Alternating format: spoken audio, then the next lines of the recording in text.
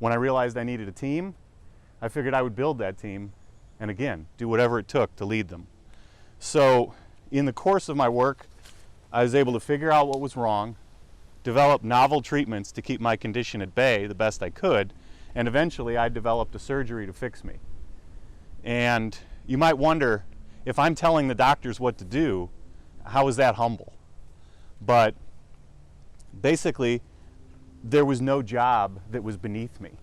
So doctors are used to dealing with patients and medical records and such, but if I realized that to help me, they didn't need to just understand the 10 years of records that I had, they needed to understand the hundreds of pages of obscure medical journal articles that I'd researched and uncovered to figure out where we were going and how to help me, then I was going to help them.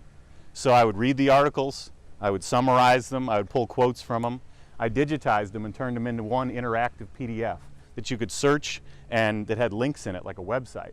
And I literally was able to walk them through hundreds of hours of my effort in a single phone call or appointment, because I had put in the time to figure out how could they learn all of this. If all they had to offer me was this, was an appointment, a phone call, some amount of time, how could we still get where we needed to go? So that's how I approach things. And I did things that nobody had ever done before because that's what it was going to take.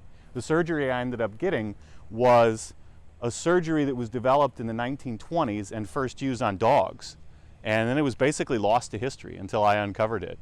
And in the 14 years of my medical saga and all, it was a lot more complicated and a lot tougher than I ever imagined it would be.